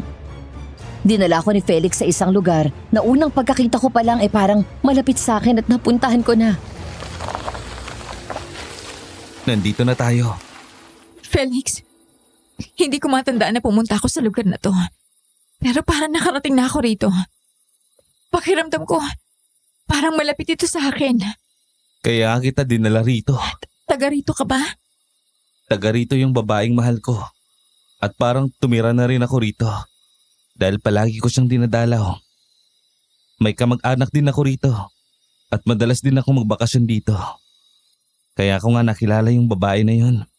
Dahil sa pagbabakasyon ko. Ta hindi malamang dahilan ay parang biglang lumakas ang tibok ng puso ko at hindi ako makapagsalita. Hindi ko maintindihan pero parang pakiramdam ko kilala ko yung babaeng sinasabi niya. Samantala bumaba na kami sa sasakyan at dinala ako ni Felix sa isang tindahan. Bakit dito mo ako dinala? Dito ba nakatira yung babaeng mahal mo? O yung kamag-anak ninyo? Dito nakatira yung babaeng mahal ko. Anong gagawin natin dito? Dinadalo mo siya? Inihahatid ko siya. Felix, Ano bang ibig mong sabihin? Hindi kita maintindihan. Nakikita mo ba yung ginang na tindera? Oo. Sino siya? Siya ba yung nanay? Gusto mo bang puntahan? Kakausapin natin eh. Para saan? Tara. Wala na ako nagawa ng hilahin ni Felix ang kamay ko at dinala niya ako sa tindahan. Nagtaka ang ginang pagkakita sa amin at nang magtama ang mga mata namin, may naramdaman akong isang bagay na pamilyar pero hindi ko maipaliwanag dahil wala akong maalala. Ang tingin mo, nag-iba ang hangin. Naramdaman ko na lang na tumutulo ang luha sa aking mga mata pero hindi ko maintindihan kung bakit. Basta, emosyonal ako ng mga oras na yon. Girlfriend mo ba siya, Felix? Hindi po. Ay, kamukhang kamukha niyang anak ko. Parang nabuhay siya sa pagkatao niya. Aling Isay, hindi niyo po ba siya natatandaan? Hindi. Ngayon ko lang siya nakita at ngayon lang din ako nakakita ng babaeng parang carbon copy ng anak ko. Wala naman siyang kakambal para isipin na nawawala ko siyang anak. Ma! Butchoy, saan ka na naman galing bata ka? Mas lalo akong naging emosyonal pagkakita sa bata. Kagaya ng ginang, pakiramdam ko pamilyar din siya sa akin pero hindi ko maalala. Nagtaka ang bata pagkakita sa akin at tinignan niya ako mabuti. Ate, okay lang ba kayo? Bakit kayo naiiyak? Wala. Siguro, natutuwa lang ako sa mga bata. Bunsong anak ko siya, si Butchoy. Ang lakas kumain yan kaya ang taba-taba. Si mama naman. Hindi naman ako matakaw eh. Ikaw kaya yung pinapakain ako ng marami kaya ako tumataba. O, iiyak ka na naman, biro lang. Sino ba siya, ma? Kamukhang kamukha siya ni ate. Ma, nabuhay ba si ate? Hindi siya ang ate mo, Butchoy. Kamukhang kamukha lang. Ano nga ang pangalan mo, Iya? Lin, Yvonne. Yvonne po. Ay, ang ganda naman ang pangalan mo. Akala ko pati pangalan mo kagaya rin ng anak ko. Siya nga pala. Bakit pala kayo napadalaw? wala lang po. Namiss ko lang ang lugar na to. Siguro nabalitaan mo naman kung ano nangyari kay Lynn, hindi ba? Alam yun ng mga kamag-anak mo. Opo. Ang saklap nga po ang nangyari sa kanya. Nandito ang abo niya. Ipinakremate namin siya dahil hindi na makilalang bangkay niya. Hindi na mamukhaan. Sunog na. Sige po. Gusto ko po siyang puntahan. Halika kayo, sumama kayo sa akin sa loob. Pagpasensyahan nyo na ha. Medyo maliit at masikip lang ang bahay namin. Yun pa lang kasing nakayang ipagawa. Hindi pa kami ganong nakakabangon sa sunog na nangyari sa amin. Nagpatiuna sa paglalakad ang ginang at ang batang si Butchoy. Sumunod naman kami ni Felix sa kanya sa loob ng bahay nila at ganoon na lang ang panlalaki ng mata ko nang makita ko ang babae sa litrato. Walang iba kundi ako. Walang duda. Ako mismo ang babaeng nasa larawan. Felix, tama yung ginang. Kamukhang kamukha ko nga siya at parang ako yan. Ikaw talaga yan. Kaya nga dito kita dinala. Pero wala akong maalalang tumira ako dito. Ang nararamdaman ko lang ay malapit ako sa lugar na to. Anong nangyayari sa akin? Kaya dinala kita rito. Kasi baka sakaling maalala mo ang lahat. Felix, hindi ko maintindihan. Anong nangyari yun? Teka, kakausapin ko sila. Sasabihin ko na ako yung babaeng to. Hindi ka nila maintindihan. Nakita mo namang... Felix, basta kailangan ko silang makausap tungkol dito. Teka, sandali lang. Hindi ko na pinansin ang mga tawag ni Felix. Dire-diretso akong pumunta sa kinaroroonan ng ginang sa tindahan. Pagdating ko doon nagtataka siyang tumingin sa akin dahil humahangos ako. Bakit humahangos ka, Iya? May problema ba? Teka, bakit dala mong picture ng anak ko? Manang, etong babae na to. Sigurado kung ako to. Tingnan niyo naman po mula sa mata, ilong, bibig, hugis na mukha. Walang pinagkaiba. Hindi kami basta magkamukha lang. Iisa lang po kami. Manang, baka ako to. Baka ako ang anak niyo. Kasi pakiramdam ko, mas malapit ako sa lugar na to kaysa sa lugar ni Ricardo. Ano ba yung sinasabi mo? Patay ng anak ko. Imposible yan. May sinasabi rin ang matatanda na sa buong mundo daw. May isang taong kamukhang kamukha natin at baka ganun yung sa inyo ng anak ko. Pero hindi po eh. Ako po talaga yan. Hindi ako pwede magkamali. Kung ikaw ang anak ko, anong paborito kong ulam? Hindi ko po matandaan. Eh di hindi ikaw ang anak ko. Alam ni Lee na paborito ko ang tinola. Kaya yun ang lagi niyang niluluto sa akin kapag nagkakaroon kami ng hindi pagkakaunawaan.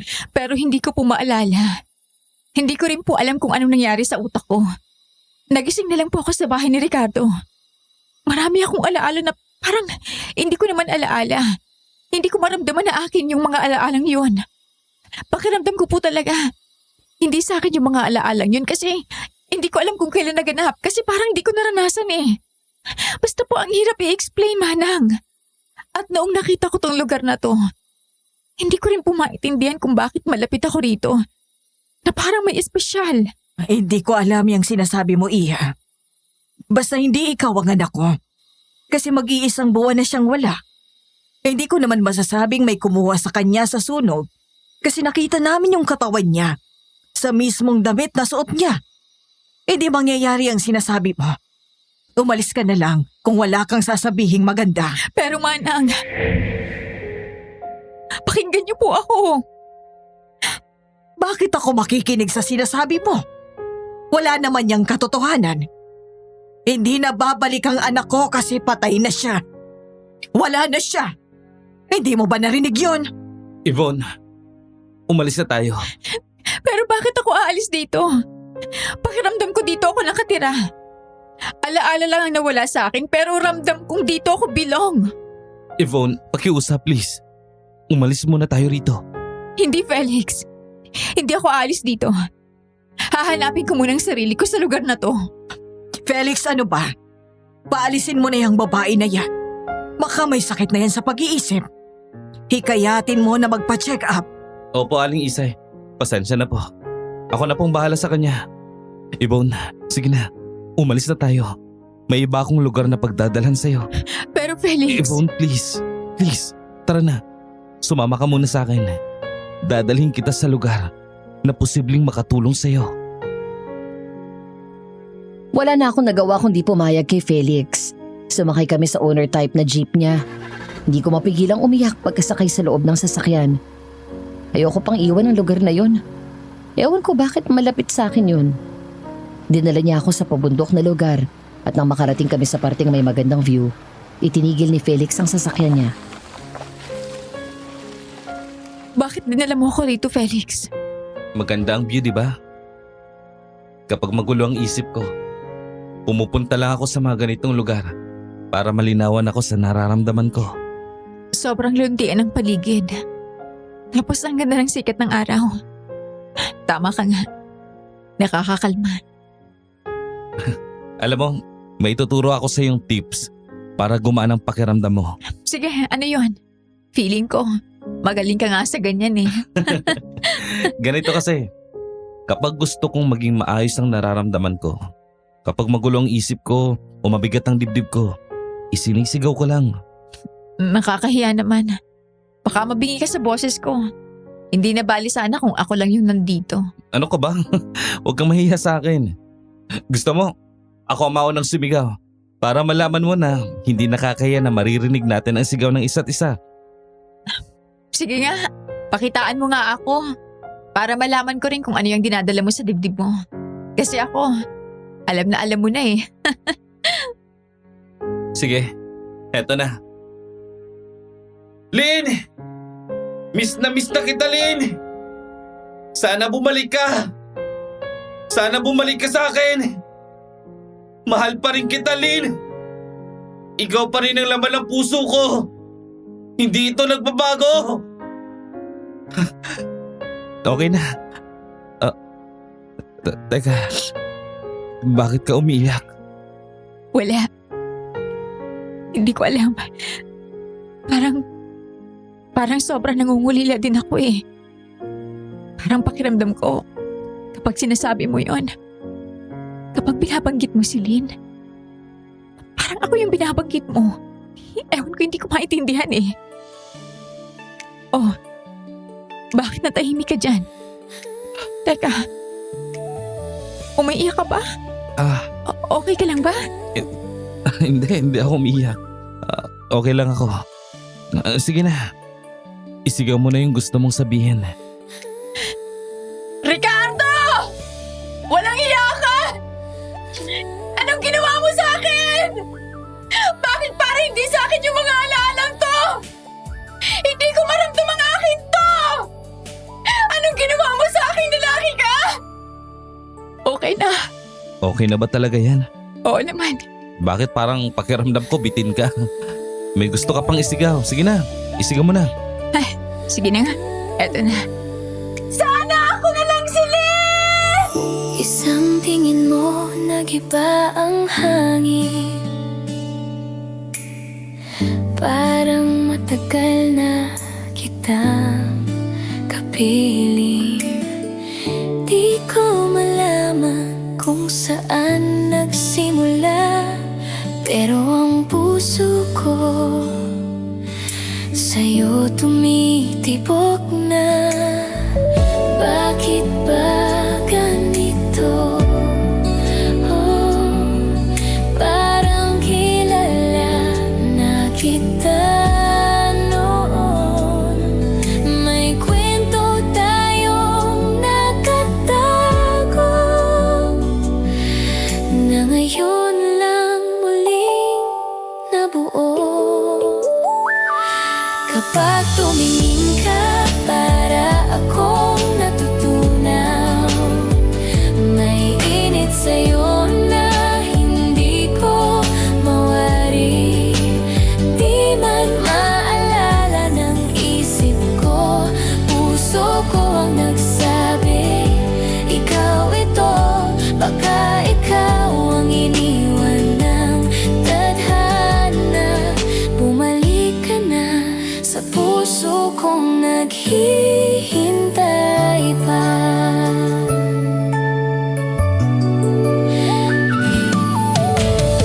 Kung sa dami ng tao, bakit ikaw ang ramdam ko? Bakit sa unang tingin parang doon na nagtatapos ang mundo?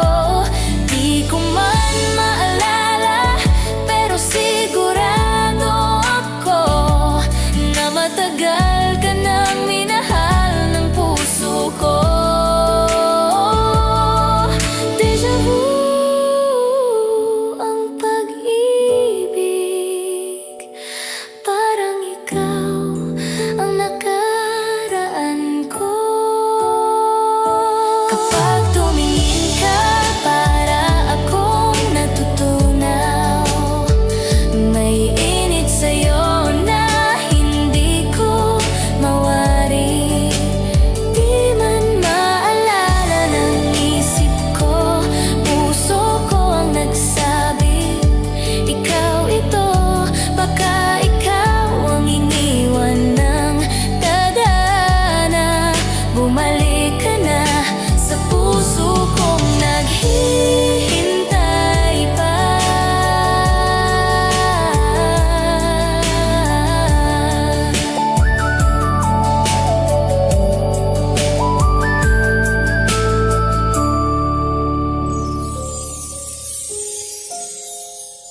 Nagkatinginan kami ni Felix pagkatapos ng pagsigaw kong yun. Biglang lumakas ang tibok ng aking puso dahil sa paraan niya kung paano tumingin sa akin. Naisipan namin na doon na muna magpalipas ng gabi dahil wala kaming pupuntahan. Napasarap din kami sa pagkukwentuhan kaya inabot na kami ng gabi ron. Pasensya na ha. Dito muna kita mapapatulog. Masikip kasi sa bahay ng kamag-anak ko kaya bukas maghahanap tayo ng bahay na pwede mong tuluyan. Pansamantala lang naman. Sa lugar ni Lynn, baka sakaling manumbalik ang alaala mo.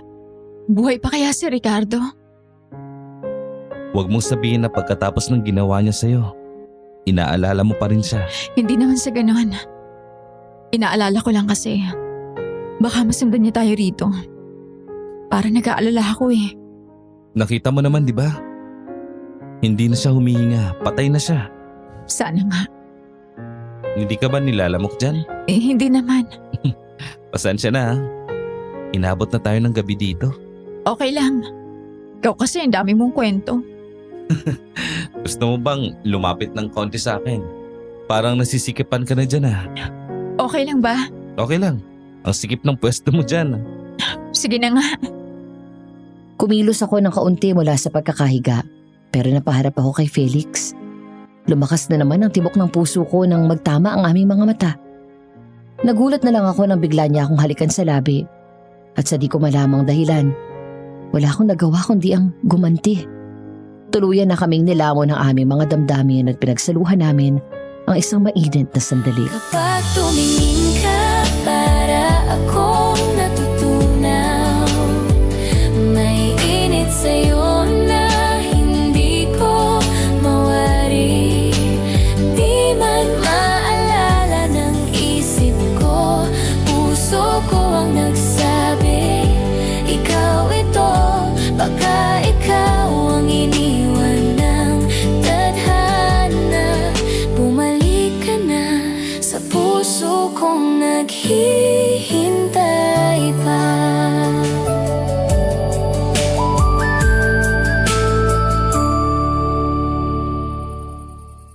Okay ka lang ba? Hindi ka gumagalaw dyan.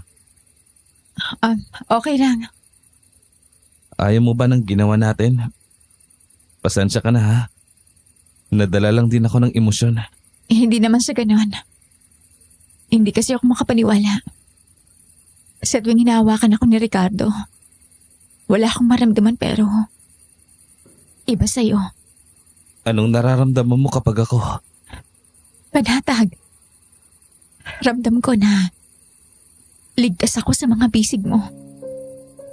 Muli akong siniil ni Felix ng halik sa labi at gumanti naman ako.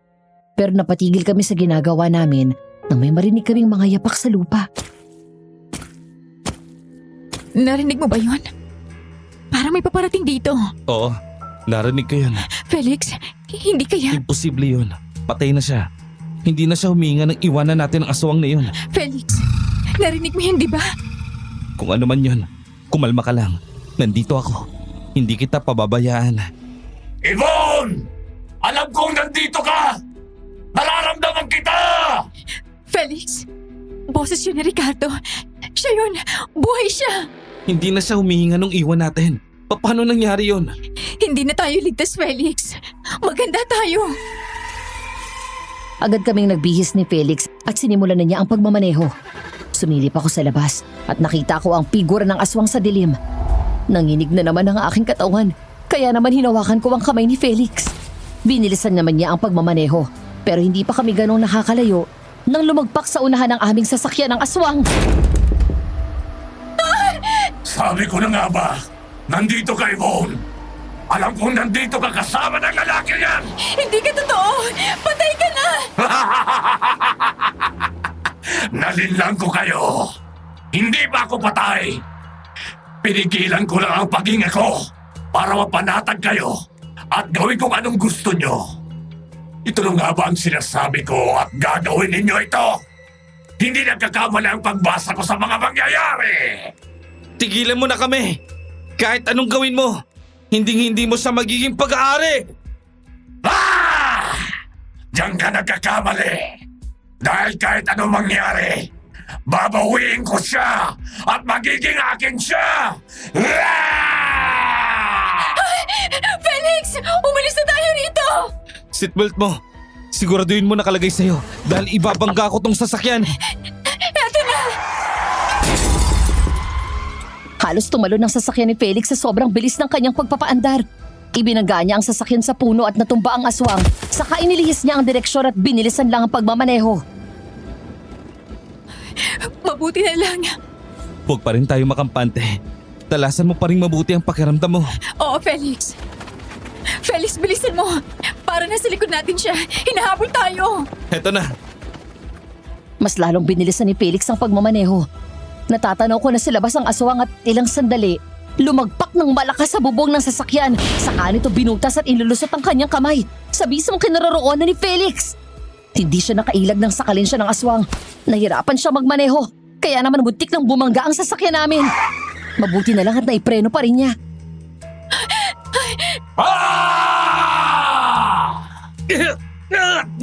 Bitawan mo ko! Bitawan mo siya, Ricardo! Walang iya ka! Inaagaw ka niya sa akin. Kaya may karapatan akong gawin kung anong gusto ko. Walang iya ka! Kahit anong gawin mo, hindi mo ako magiging pag-aari! Ididiin ko to! Walang iya ka, Ricardo! Nakapanang kamay ko ang isang matalim na punyal at isinaksa ko yon sa kanyang braso. Nakawala ang nilalang sa bubong. Sinubukan ulit naming paandarin ng sasakyan pero ayaw na nitong umandar. Wala na kaming pamimilian kundi lumabas sa loob nito at nagtatakbo sa sukalan habang hinahabol ng aswang. Madali lang paglabas dito. Pumara agad tayo ng sasakyan. Pagkatapos, bukas ay hahanap ako ng manunugis na pwedeng pumatay sa kanya. Sige, Bumalik kayo rito! Hindi ko kayo pagkakawalan! Lalo ka na, Ibon! Bumalik ka rito! Akin ka lang! Felix, bilisan na natin! Malapit na siya! Kumapit ka lang na mahigpit sa akin. Aray! Ibon! Felix! Natisod ako! Okay ka lang? Okay lang ako. Kaya lang masakit ang tuhod ko. Kakargahin na kita. Kumapit ka sa akin. Sige, Felix. Maabutan ko na kayo! Felix! Malapit na siya! Maabutan ko na kayo! Sa isang mabilis na kilos ay dumamba ang aswang kay Felix. Wala na itong nagawa dahil sobrang bilis ng aswang. Sinakal nito ang binata at ako naman ay gumawa ng paraan. Mabuti na lang, naisilid ko pala sa bulsa ang punyal ni Felix. Isinaksa ko ito ng paulit-ulit sa likod ng aswang hanggang sa magsitalsikan ng kanyang dugo.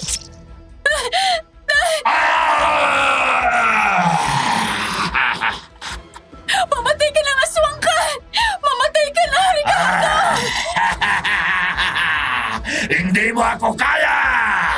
Anong ginagawa mo? Bitawan mo ako! Tumahimik ka! Lin! Bitawan mo siya! Wala na kasi ako nagawa ng kargahin ako ng aswang. Napakalakas niya. Talagang hindi ko siya kaya. Nakita kong tinangka siyang saksakin ni Felix, pero nakakilos agad ang nilalang. Binuhat nito si Felix at ipinagtapunan sa sukalan. Wala na akong nagawa kundi magsisigaw. Nagpupumilit pumiglas. Bitawan mo ako! Walang iya ka! Umuwi na tayo, mahal ko. Hindi ka pwedeng mapunta sa lalaking yun dahil akin ka lang! Hindi ako magiging sayo. At siya ang mahal ko, hindi ikaw! Manahimik ka! At huwag na huwag mo yung babanggitin sa akin! Bitawan mo ako! Ayoko sumama sa'yo! Ayoko!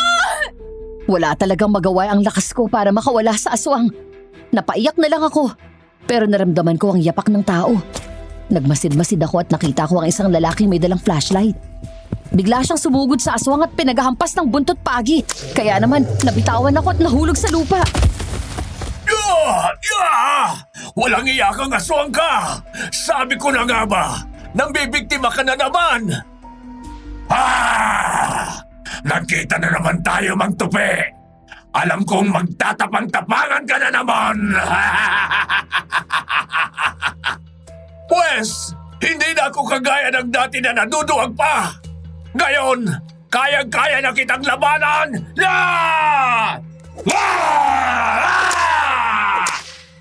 Tingnan mo! Natatalo na kita! Ngayon ka magmalaki sa akin! Tingnan natin! Hindi mo kaya ang epekto nitong binditadong tubig kapag ibinuhos ko sa'yong demonyo ka!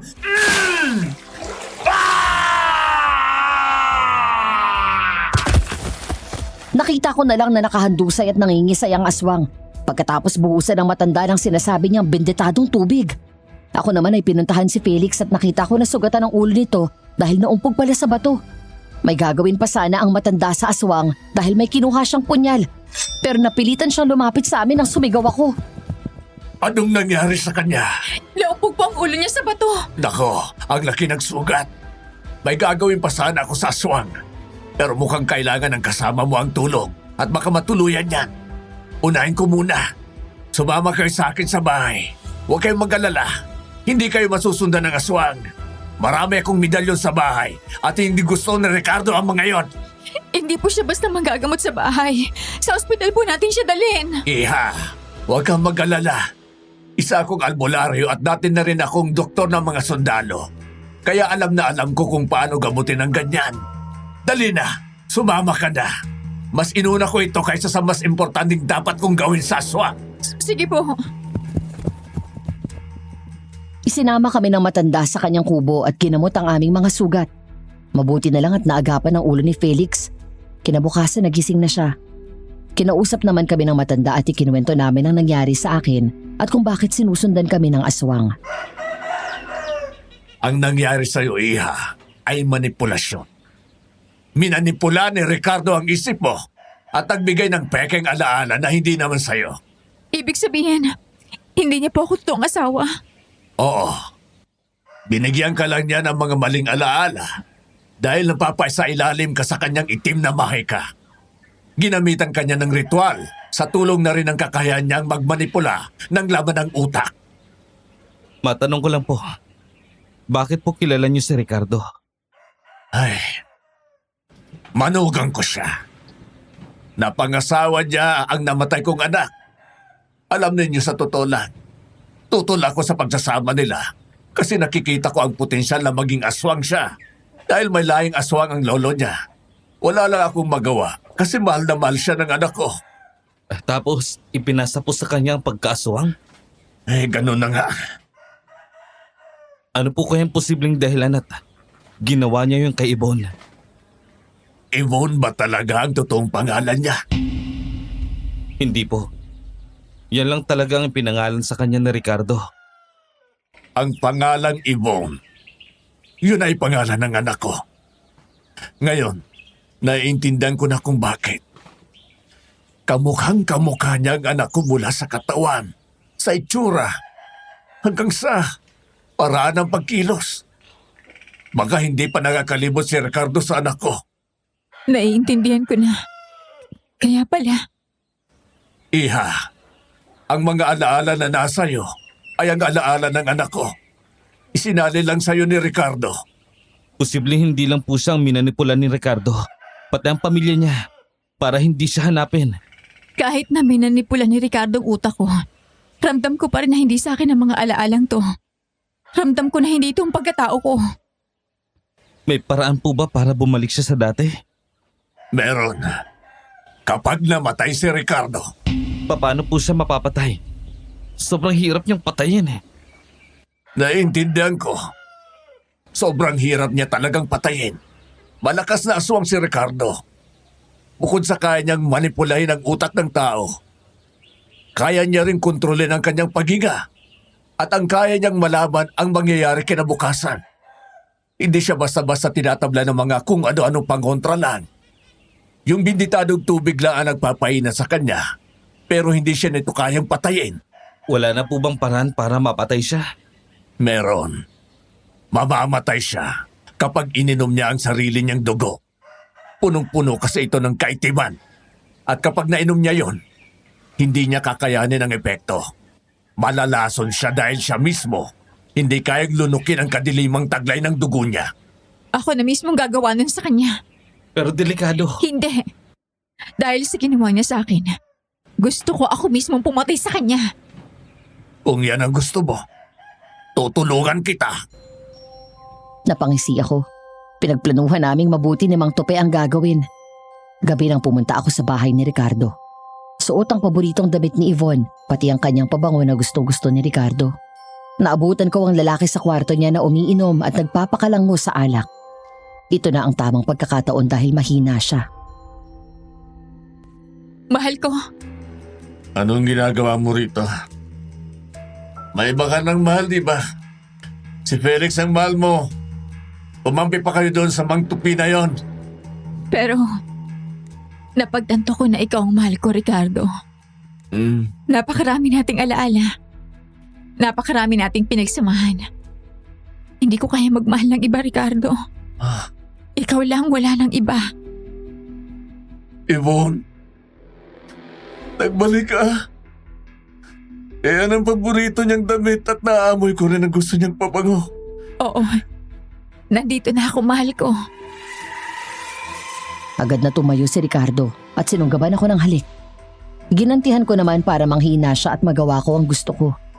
Hanggang sa unti-unti na siyang nagpalamon sa init ng sandali. At ako naman, napapangisi dahil nauuto ko siya. Bigla ako siyang tinulak sa higaan at pagkatapos binuhos ko ang benditadong tubig sa kanyang mukha na agad niyang ikinahina. Yvonne, bakit mo ako ginaganito? Dahil sa ginawa mo sa akin. Kinuha mo ako sa pamilya ko. Nilagyan mo ko ng peking alaala na pag-aari ni Yvonne. Ginawa mo kong pag-aari kahit labag sa loob ko. Bakit? Ha? Dahil hindi mo matanggap na naiwan ka mag-isa? Hindi mo matanggap na wala na ang pinakamamahal mo? Sabihin mo kung kailan mali ang pagmamahal. Simula nang makita kita sa isang tindahan, parang nabuhay ang katawan ni Yvonne sa'yo. Kamukhang kamukha mo siya. Napakaganda at para kayong pinagpilas na naman. Mahal na mahal ko siya. Siya ang buhay ko pero isang araw, namatay siya mismo sa mga bisig ko. May sakit na pala siya. Hindi niya sinasabi. At yung araw na yon ang pinakamasakit na araw sa buhay ko. Noong araw na iniwan niya ako. Pero dahil sa'yo, nabuhay siyang muli. Alam kong nagmahal ka lang. Pero hindi mo pwedeng gawing pag-aari ang isang tao. Tandaan mo, na nilagyan mo lang ako ng peking alaala. Pero nararamdaman ng puso ko kung sino talaga ako at sino ang mga taong mahal ko. Hindi mo ko maaagaw, Ricardo. Hindi.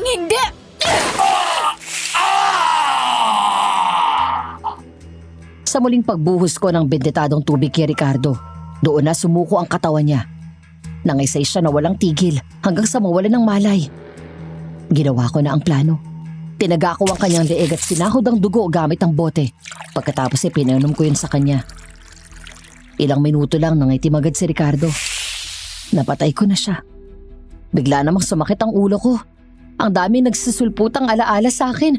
At isa na rito, ang huling sandali ng magkasunog. Ate, kumapit ka sa akin. Joy, hindi ko kaya. Umiikot ang paningin ko. Ang bigat mo, ate. Tumakbo ka na doon, Butchoy. Mga bombero nang bahala sa akin. Dali! Humingi ka ng tulong sa kanila pagkalabas mo! Bilisan mo! Opo, ate. Taray! Ako si Lynn. Lynn ang pangalan ko. At naaalala ko ng lahat. Si Mama, si Butchoy, lahat! Agad akong lumabas ng kwartong yon. Pumunta ako sa kinaroroonan ni Felix. Nang makita ko siya ay nagsisulputan lahat ng alaala na meron kaming dalawa. At alam ko na kung sino siya sa buhay ko. Siya ang lalaking pinakamamahal ko. Ang unang lalaking nagpatibok ng puso ko. Lynn, kamusta? Napatay mo ba? Oo, napatay ko siya. At naaalala ko na rin ang lahat. Lalo ka na. Alam ko na kung sino ka sa buhay ko. Kung ganun, sino ako? Ikaw ang lalaking minahal ko ng sobra. Bata pa lang tayo magkakilala na tayo. Hanggang sa magkagustuhan. Naghiwalay tayo dahil nahihiya ka sa akin. Naghirap ang pamilya ninyo dahil na-stroke ang tatay mo. At mas kailangan mo silang unahin. Pero gusto kong malaman mo, Lynn, na wala akong ibang minahal na babae kundi ikaw. At gusto ko lang maging maayos muna ang lahat. Wala rin akong ibang minahal na lalaki. Kundi ikaw, Felix. Naghihintay lang ako sa'yo. Ganon din naman ako sa'yo. Nung araw na mapasakamay ka ni Ricardo, nangako ako sa sarili ko na poprotektahan kita. At nagawa mo nga yun. Naprotektahan mo ako. Kaya heto, Naging maayos ang lahat. Mahal na mahal kita, Lynn. Mahal na mahal din kita, Felix.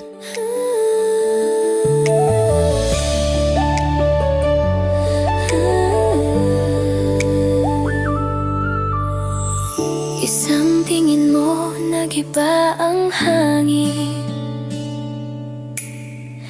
Parang matagal na kitang kapiling.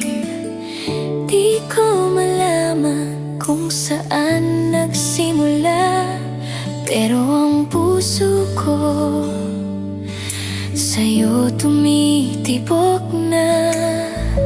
Bakit ba ganito?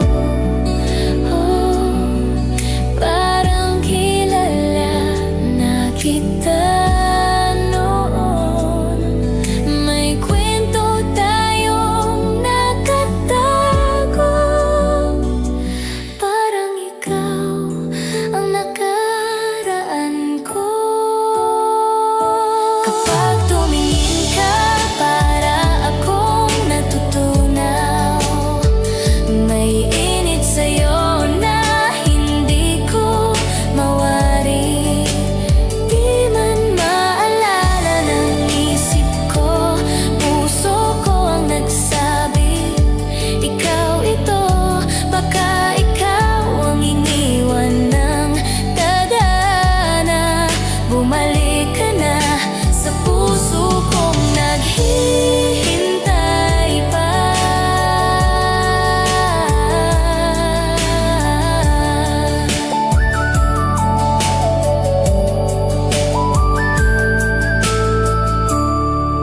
Siniila ko ng halik ni Felix at gumanti naman ako sa kanya. Umuwi na kami sa pamilya ko. At pagdating doon, nagulat ako dahil hindi na nila ako ipinagtabuyan. Ikinuwento ko rin sa kanila ang lahat ng nangyari. Ikaw nga ang anak ko. Nararamdaman ko na yon. At naaalala ko ng lahat. Ano pong naaalala niyo? Yung babaeng ipinakremate namin ay hindi talaga ikaw yon. Hindi ko alam kung bakit ngayon lang nag-sink in sa utak ko yon. Pero ang tagal naming naniwala na ang nakikita naming bangkay ay ikaw. Sinadya ni Ricardo ang sunog na yun. Kasi halatang planadong lahat. Naalala ko na rin na bago ako mawala ng ulirat. Nakita ko siya hawak ang isang sako na may lamang bangkay. Ipinalit niya yung bangkay sa katawan ko at kinuha niya ako. Alam niya na hindi makikilalang bangkay na yon. Alam niya na hindi makikilalang bangkay na yon dahil nasunog. Pero ngayon, anak, malinaw na sa akin ang lahat. Hindi ka pa patay. Buhay ka pa, anak ko. Opo, ma. Buhay na buhay pa po. Hindi na po ako mawawala sa inyo. Sana nga, anak. Kasi hindi ko nakakayanin. Ate, hindi ka na mawawala. Miss na kita, ate. Hindi, Butchoy. Palagi na ako nasa tabi niyo ni Mama. Pangako yan. Naku, taba-taba pa rin ang Butchoy ko. Felix, salamat din sa iyo. Dahil hindi mo pinabayaan ang anak ko. Wala po yun. Sinabi ko naman po sa inyo. Maasahan niyo ako pagdating kay Lynn. Salamat talaga. Asya, maghanda kayong lahat at kakain tayo sa labas. Kailangan natin itong ipagdiwang. Yun! Gusto ko yun, ma! Tataba ka na naman, Butchoy. Sige na, maganda na kayo. Sumama ka na rin, Felix. Sige po. Pagkatapos ng lahat ng yon ay naging maayos din ang lahat. Wala nang umaangkin sa akin. At makalipas ang ilang taon, nagpakasal na kami ni Felix.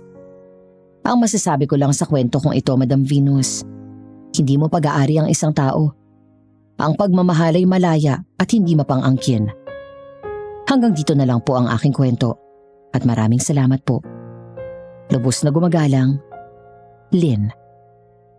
Para sa mga tagapakinig, kung ikaw ay magiging aswang, anong kakaibang kakayanan ang gusto mong taglay mo? Paki-comment ng inyong kasagutan at huwag kalimutang mag-like and subscribe. Salamat po. Kapag